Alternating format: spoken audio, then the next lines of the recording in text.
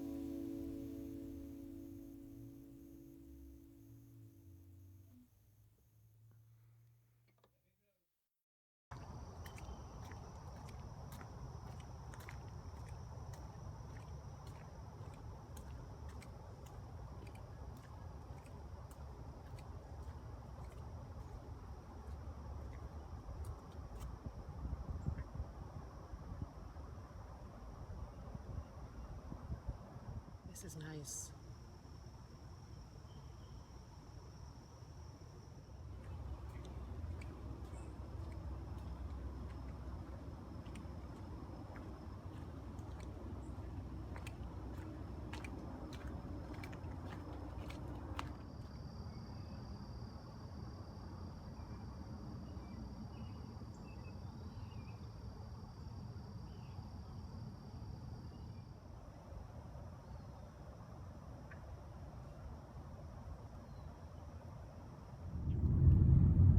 Okay, here's the Deserted Village.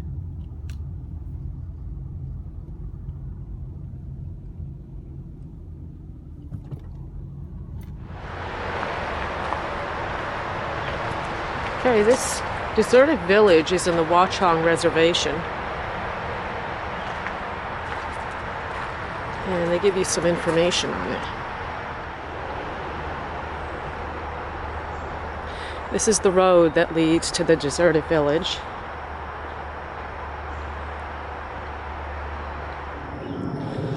Welcome to the Deserted Village of Feltville, Glenside Park.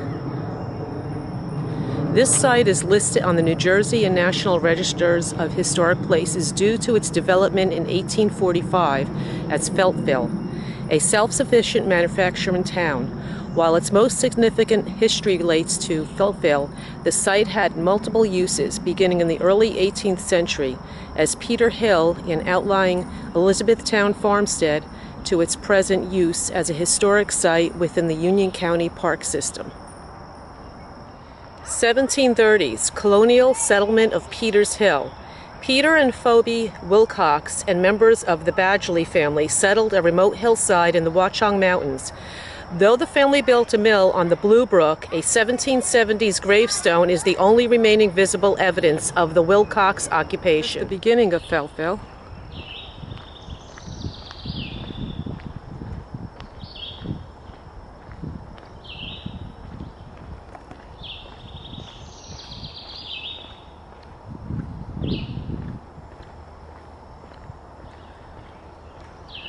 One of the houses, I believe, are being used right now.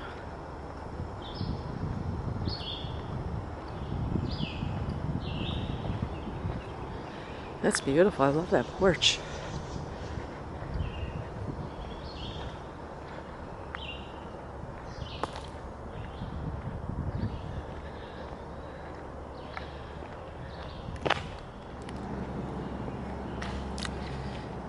And over here is a really interesting building.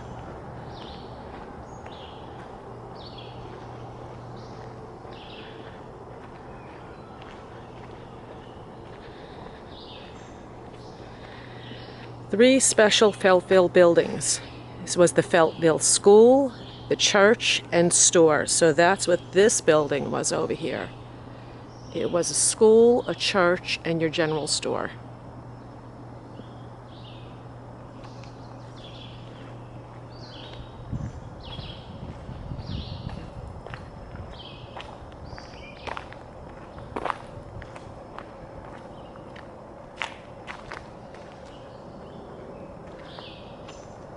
Looks like something a church bell would be in, or even a school.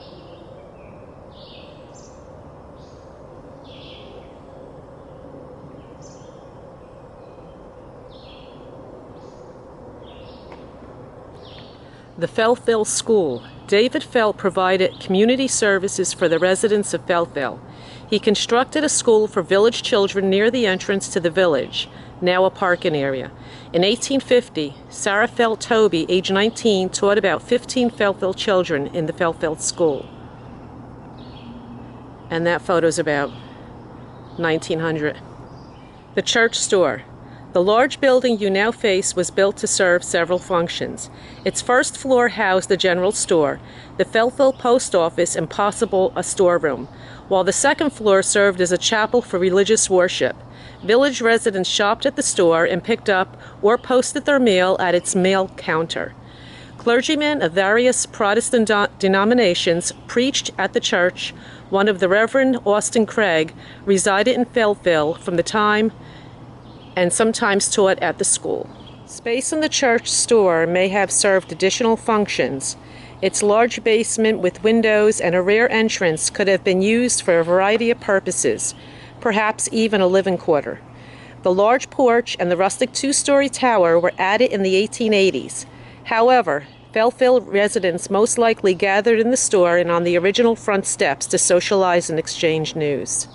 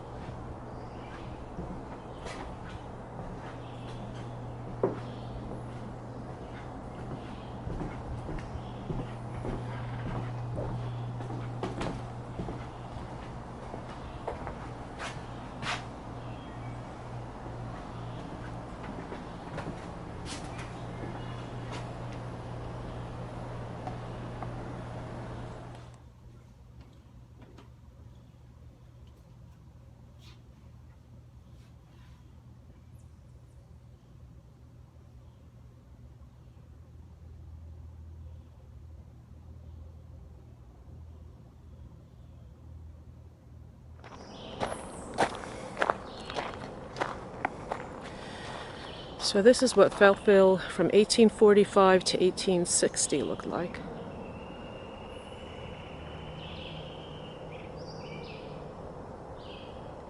The grand experiment ends. Inexplicably, David Felt decided to end manufacturing at Feltville in 1860.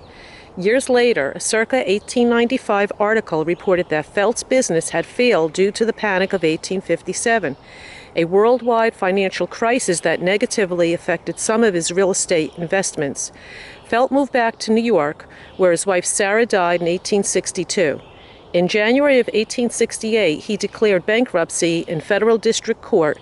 Felt, who had remarried, died in 1873. David Felt. David Felt, born in Milton, Massachusetts in 1793, established a stationery business in Boston in 1815. In the 1820s, with his wife Sarah Green, Felt moved to New York, which was fast becoming the leading city for the stationery industry. During his many years in the trade, letters and news articles were to reveal much about Felt's goals, work ethic, and his concern for those less fortunate. Letter to David Felt from Andrew Jackson, Washington, November 8, 1833. Sir, I tender you my sincere thanks for the honor you have conferred me by the present which accompanied your note of the 5th. The specimen of stationery, which is described as having obtained the first premium at the late fair of the American Institute, has only to be seen to pronounced worthy of this honorable distinction, and to entitle its manufacturer to the thanks of all those who take a proper interest in the success of American skill and labor. I am very respectfully your obedient servant, Andrew Jackson. Feltville, a company town, 1845 to 1860. Developed in 1845 on land purchased from the Wilcox family. Feltville was a paternalistic company town. Self-contained industrial communities like Feltville, consisting of water-powered mills, the mill owner's mansion housing for workers, a church, company, store, and auxiliary buildings, first appeared in New England in the early 19th century. Though many of Feltville buildings have been lost over time, the church store, 8 houses, and considerable architectural features and sites survive and surrounding relatively unchanged.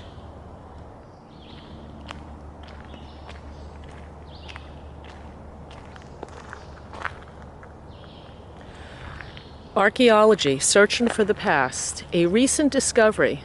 The location of David Felt's mansion has one of the mysteries of Feltville.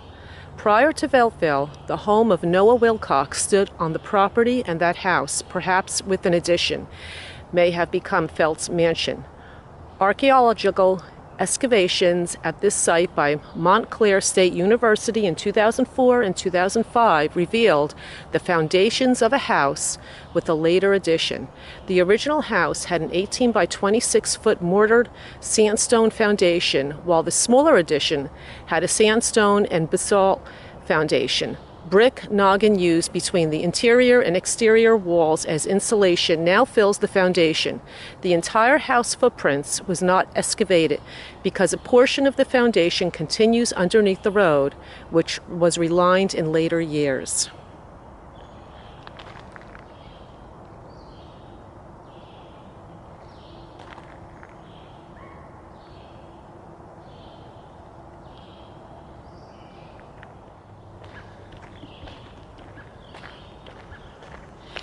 To get the feel of this place, it's really peaceful around here.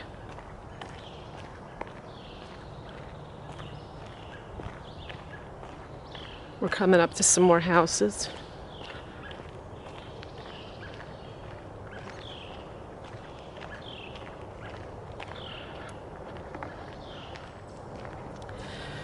Feltville workers, circa 1850. The 1850 United States Census documented 172 residents of Feltville, including single male and female workers and married couples with families.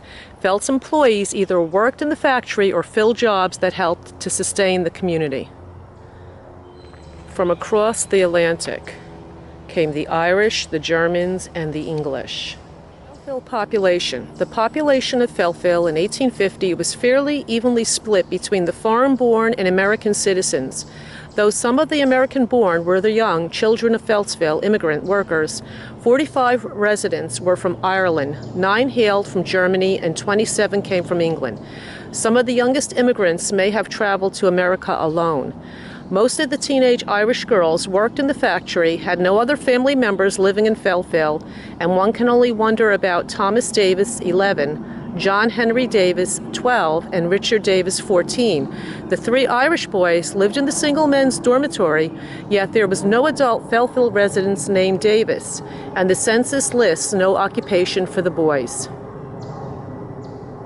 Glenside Park, 1882 to 1916.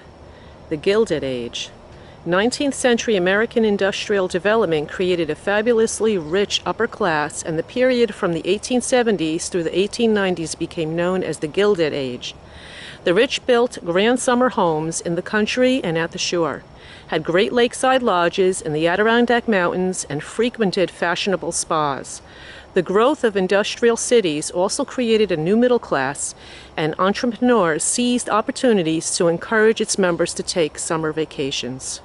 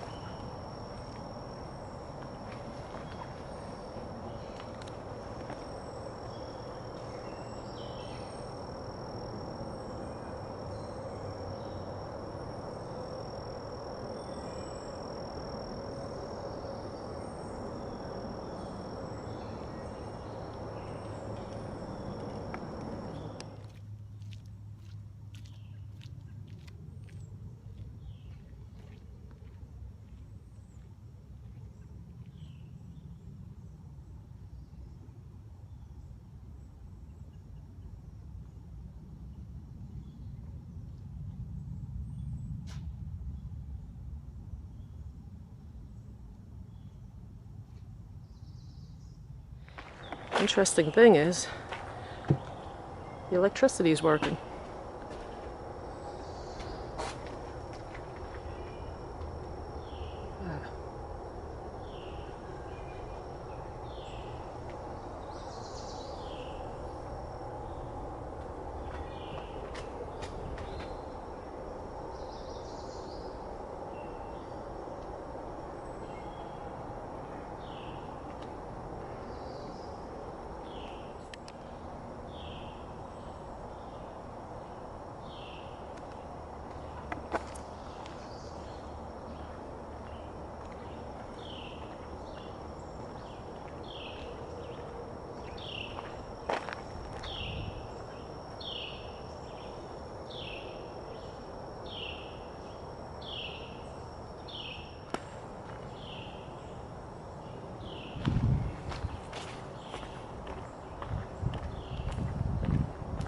You see that's a trail over there.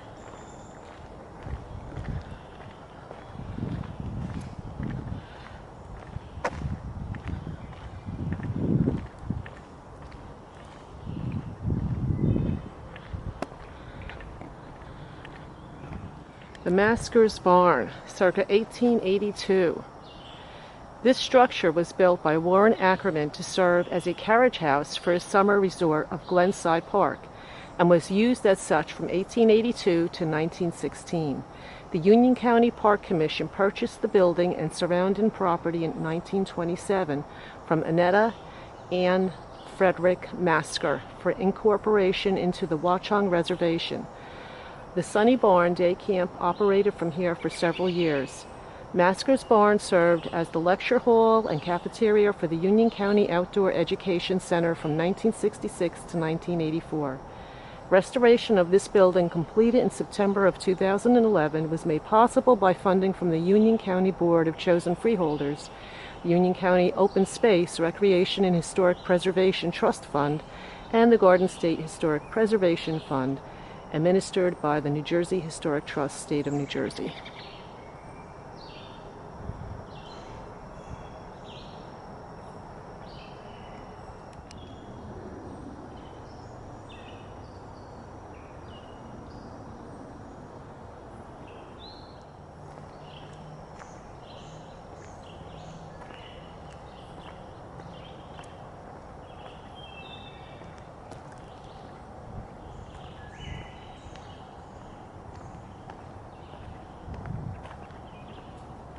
Right across from Masker's Barn. Guess that's where they have some social events going.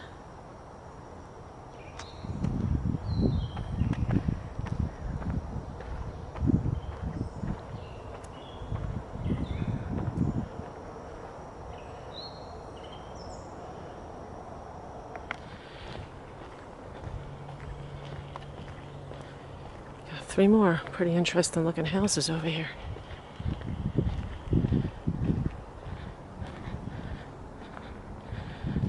Apparently they're trying to keep the rain out.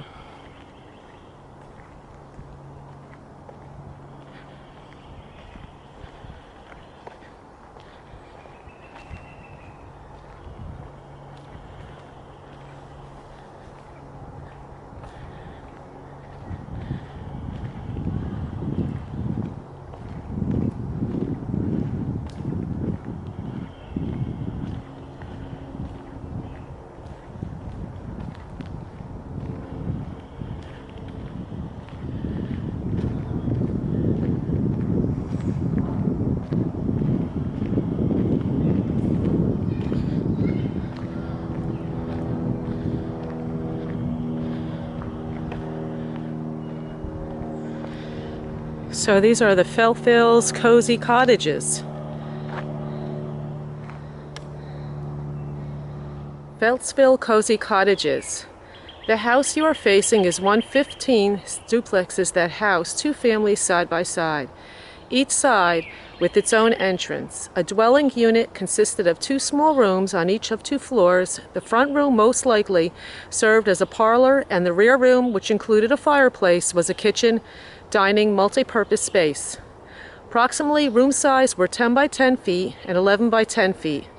The second floor was reached by a closeted staircase, featured a small internal window, thereby providing the staircase with light. The Jennings family, which included the parents and 7 children ranging in age from 8 to 22, must have been cramped in their lodgings. Children shared beds, and as a New York City tenement, a few family members most likely slept in the kitchen and the parlor. Some houses included a 2-room walkout basement on each side, visible only from the rear. The cottages with the basement units may have housed the larger families or families with boarders. For census records indicate that some family households included a few unrelated single employees.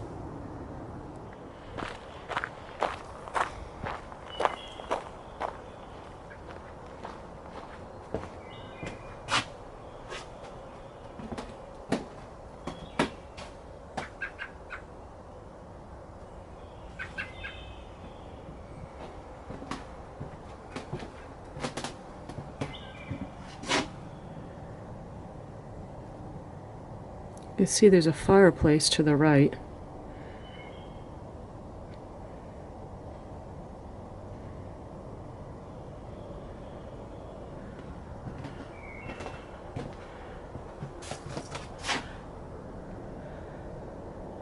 Sure, towards the back over there, it looks like it could have been a kitchen.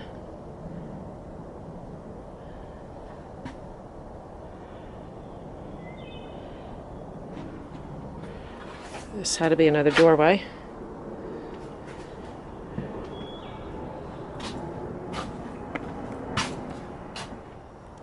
Here's a view from behind the houses. You could see behind these houses, there's more houses back there. So this road is what leads to these houses.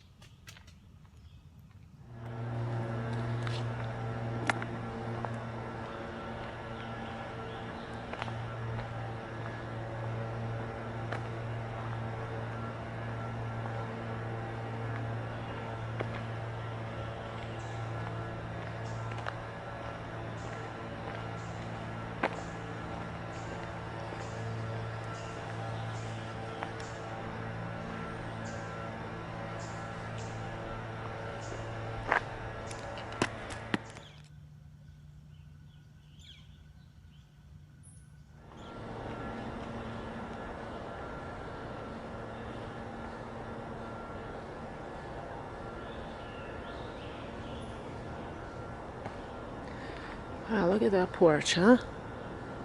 That is something else. Can you imagine back in the day? What it's off of. There's a cliff over here. Oh, that is so cool.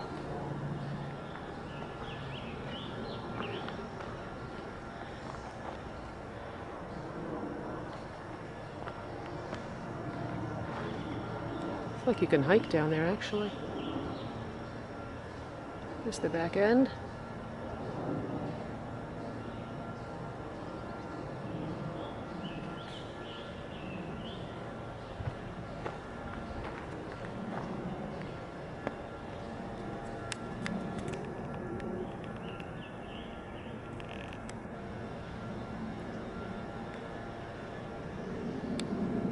Right over here are the backyards of the other two houses that are on the front of these houses.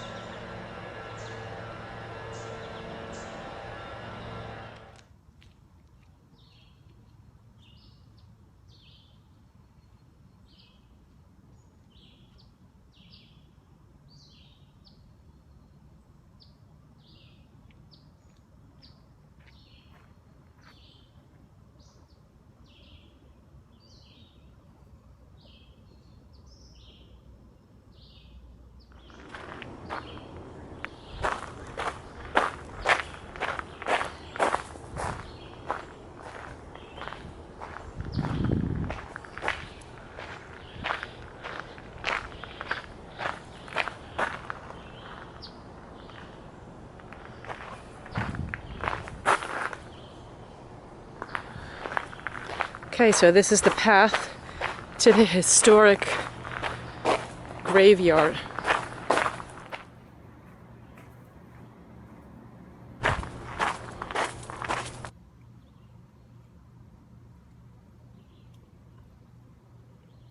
So right up on that hill over there is where all the houses are.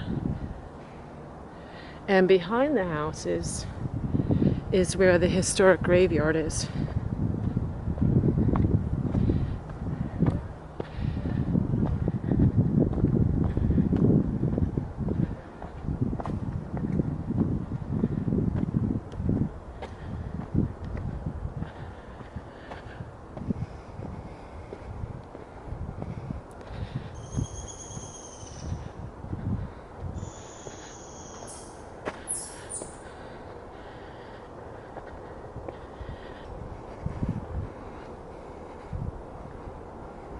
So here's the historic graveyard. It says the Wilcox and Badgley family cemetery. Interred near here are up to 24 people, including members of the 2 English families who first settled this area about 1736. Peters Hill, a colonial settlement. Over here is Joseph Badgley, December 5th, 1785. Phoebe Badgley Wilcox died in November 22nd, 1776. William Wilcox, he died on October 20th, 1800. And here, this one looks pretty old. John Wilcox, he died at the age of 49 in 1776. John Wilcox Sr., he died on November 22nd, 1776. And they were all in the Revolutionary War.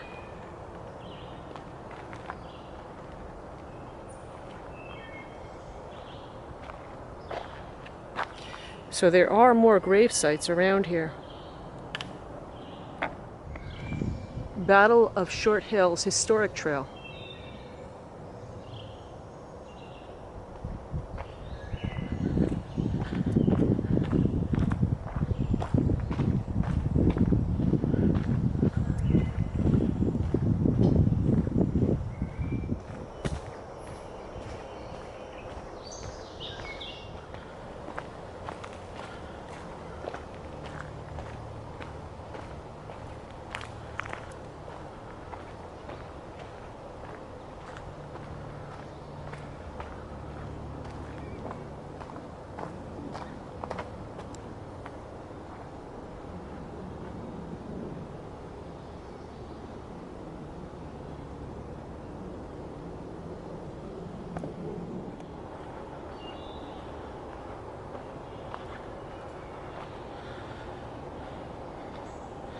Look at the roots to that tree.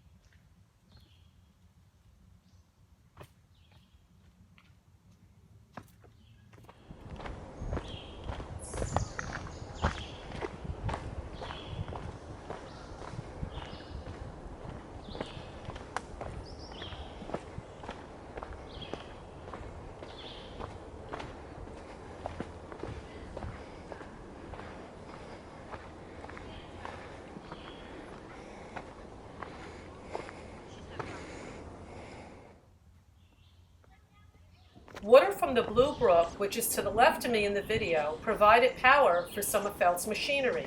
To ensure a steady flow of water, 2 mill ponds were created by building dams. The larger of the 2 Feltville ponds, known as Surprise Lake, created a large reservoir that fed a smaller pond closer to the mill. While the smaller pond no longer exists, the remains of 2 embankments visible from this spot indicate the site of the former dam. Each workday morning, a sluice gate at this dam was raised to allow water to enter the mill race. Part of the channel was covered by a brick roof to keep debris from impeding the flow of water. Sections of the mill race are still in place. As water from the mill race turned the mill wheel and activated the power train, the water from the mill race was channeled back to the Blue Brook via a trail race just beyond the factory. At night, when the machines were shut down, the gate at the dam was closed to stop the water supply. That this system for water power was more than sufficient for Felt's needs is underscored by the following as advertisements.